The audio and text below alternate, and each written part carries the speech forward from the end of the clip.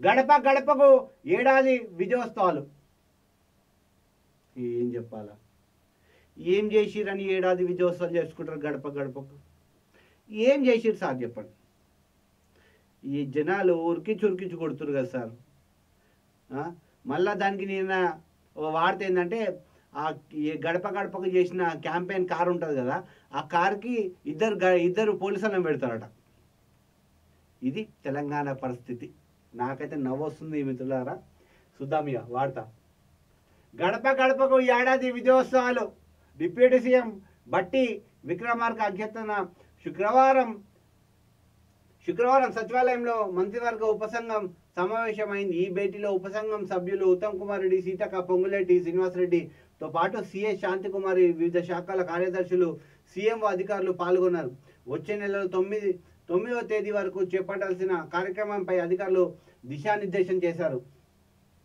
అన్ని మాధ్యమాల్లో ద్వారా ప్రచారం బట్టి, ఏ మాధ్యమాలు గదే సోషల్ మీడియా మీకున్నదే గదే కదా.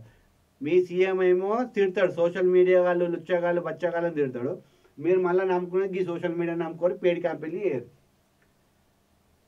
బట్టి విక్రమార్క మాట్లాడుతూ వివిధ శాఖల్లో పరిధిలోని అమలైన పథకాలు, కార్యక్రమాల గురించి ఆయా శాఖల ప్రజలకు వివరించాలని సూచించారు. అందుకోసం సోషల్ మీడియా సహా అన్ని మాధ్యమాలు ఉపయోగించుకోవాలని కోరారు.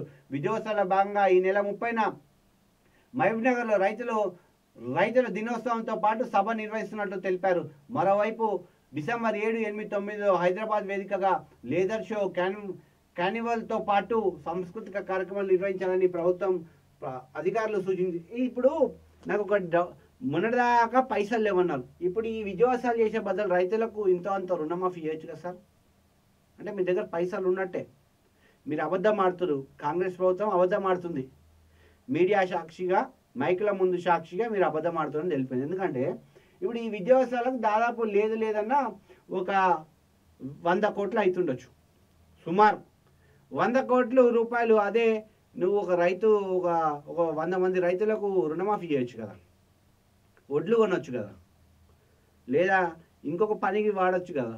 పైసలు లేనప్పుడు ఈ విజయోత్సవాలు మీ సొమ్మ, మీ కాంగ్రెస్ పార్టీ ఫండ్ నుంచి ఏమన్నా ఇస్తున్నారా? ప్రజల సొమ్ము ప్రజలకు వాడుతున్నారు కదా, మళ్ళీ విజయోత్సవాలు ఎందుకు?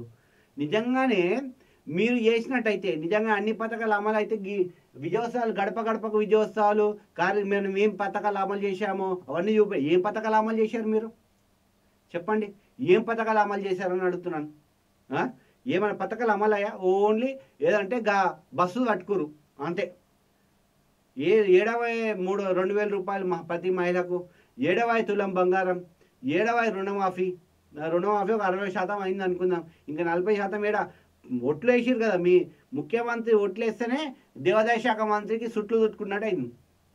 అర్థమైందా? ఎందుకంటే ఆమె అప్పుడు పాపం కొండ సురేఖక్క ఎప్పుడు విమర్శల పాలే అవుతుంది మీ ముఖ్యమంత్రులని. ఆయననేమో పాపాలు ప్రక్షాళన చేసుకోవడానికి ఒట్లు గట్ల మీద పెట్టడానికి గుళ్ళ సుట్లు తిరుగుతున్నాడు. ఇది పరిస్థితి, మీ ప్రభుత్వం యొక్క పరిస్థితి. ఎట్లా మాట్లాడతాడండి. లగచర్ల ఘటనకు సంబంధించి తొండలు గుడ్లు పెట్టాయంటాడు. నిన్న చూశారుగా ఒక మహిళ ఎట్లా చెప్పింది, ఒక చూపిస్తాను ఆ వీడియో. తొండలు గుడ్లు పెట్టానన్న రేవంత్ రెడ్డి నిన్న, మిత్రులారా, నిన్న ఒక అమ్మాయి ఎంత బాగా అరుచుకుందంటే రేవంత్ రెడ్డి సార్ని అంత బాగా అరుచుకుంది బిడ్డ. ఎట్లా అంటే తొండలు గుడ్లు పెట్టినప్పుడు ఇవి ఎక్కడి నుంచి వచ్చాయి, ఒక్కసారి మీరు కింది స్థాయికి వచ్చి చూస్తే బాగుంటుంది కదా రేవంత్ రెడ్డి గారు అంటూ మంచిగా చెప్పింది. ఇప్పటికైనా అదే లగచర్లకు సంబంధించిన బిడ్డనే సార్. వేరే మళ్ళీ మీరు అనుకోవచ్చు పేడ్ క్యాంపెయిన్లు ఎవరైనా చేసిరేమో అనుకోవచ్చు. కానీ వాస్తవాలు మాట్లాడతా. నేను ఇక్కడ ఏ పార్టీకి కొమ్ముగా అయ్యట్లేదు, వాస్తవాలు మాట్లాడే ప్రయత్నం చేస్తాను సార్. చూడండి, వాస్తవాలు చెప్పే ప్రయత్నం చేస్తాను. అమ్మాయి పొట్టు తిట్టింది మిత్రులారా. అమ్మాయి ఏం చెప్పిందంటే, వరి కోతకు వచ్చింది, వరి కోస్తా ఉంది అమ్మాయి.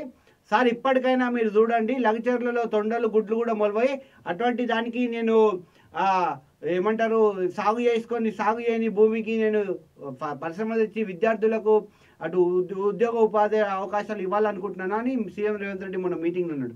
అదే అమ్మాయి కౌంటర్ ఇస్తూ ఏమన్నదంటే, తొండ్లు గుడ్లు మొలవని దాంట్లో వడ్లెట్లా మొలిచినాయి, వడ్లని మేము ఇప్పుడు మిషన్ పెట్టి తీస్తా ఉన్నాము, ఇది పని చేస్తా ఉన్నారు, ఆ మొగోళ్ళు కూడా చూడండి అంటూ కూడా నిన్న విపరీతంగా ప్రశ్నించింది. బాగా ట్రోల్. ఎందుకు సార్ ఇట్లా అబాసు పాలవుతారు?